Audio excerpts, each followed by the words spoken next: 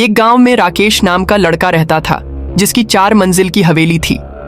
छुट्टियों में उसका शहर वाला कजिन अविनाश उसके घर आया। राकेश के पिताजी ने साफ मना किया था, 4थी मंजिल पर मत जाना, वहां ब्रह्म राक्षस का वास है। ब्रह्म राक्षस कौन होता है? एक बहुत विद्वान ब्राह्मण पंडित की अगर अकाल मृत्यु हो जाए तो उसकी आत्मा ब्रह्म राक्षस बन जाती है। यह साधारण भूतों से कहीं अधिक शक्तिशाली होता है, और यदि कोई उसकी मर्यादा तोड़े या उसके क्षेत्र में दखल दे तो वह किसी को नहीं छोड़ता। एक दिन अविनाश को 4थी मंजिल पर जाने की जिज्ञासा हुई। वह राकेश को भी साथ ले गया। वहां उन्होंने कई पुराने संदूक देखे। एक बड़े संदूक पर लाल कपड़ा और कलश रखा था।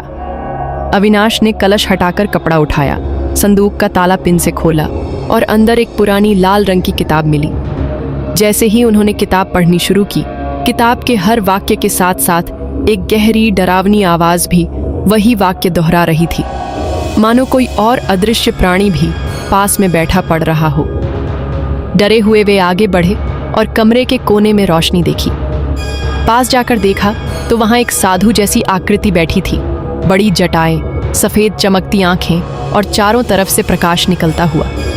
उसकी नजर सीधी उन दोनों पर थी। डर के मारे वे भागे, लेकिन किसी अजीब शक्ति के खिंचाव से ग्राउंड फ्लोर पार करके बेसमेंट में जा गिरे। बेसमेंट का दरवाजा अपने आप बंद और लॉक हो गया।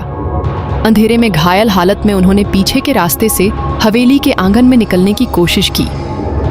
बेसमेंट का दरवाजा बंद होने के बाद वहां का अंधेरा इतना गहरा था कि टॉर्च की रोशनी भी मानो निगल ली जा रही थी। दोनों के सांस लेने की आवाज साफ सुनाई दे रही थी।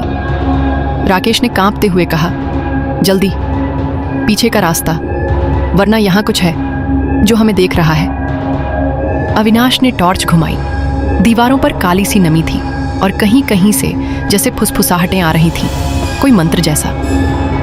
पीछे के दरवाजे की तरफ बढ़ते ही अचानक दीवार के कोने से वही गहरी आवाज गूंजी जो किताब पढ़ते समय सुनी थी। यह मेरी सीमा है। टॉर्च की रोशनी उस आवाज की दिशा में पड़ी। वहां वही साधु जैसी आकृति खड़ी थी, लेकिन इस बार उसका चेहरा साफ दिख रहा था। आंखें जलते अंगारों जैसी और माथे पर तिलक जो धीरे धीरे रक्त लाल चमक में बदल रहा था।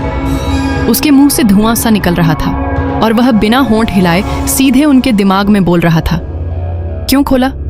मेरे ज्ञान का द्वार, यहां से कोई नहीं जाता, खाली। अविनाश का पैर पीछे हटने के बजाय जम गया। राकेश ने उसका हाथ खींचा और दीवार के पास बने संकरे रास्ते की ओर भागा, पर पीछे से भारी कदमों की आवाज गूंज रही थी, जैसे जमीन कांप रही हो।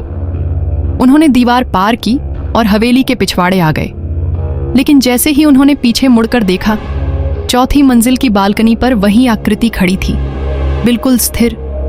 सफेद आंखें अंधेरे में जल रही थीं। अगली सुबह राकेश के मामा ने बताया कि 4थी मंजिल पर वर्षों पहले एक विद्वान पंडित की अकाल मृत्यु हुई थी। उसकी आत्मा उस लाल किताब में बंधी हुई थी ताकि वह हवेली से बाहर न जा सके, लेकिन किताब छूने और पढ़ने से बंधन कमजोर हो गया है। उस दिन के बाद से हवेली में रात को जाने की हिम्मत किसी ने नहीं की, लेकिन कभी कभी गांव के लोग कहते हैं कि 4थी मंजिल की बालकनी से सफेद आंखों वाला कोई उन्हें देखता है।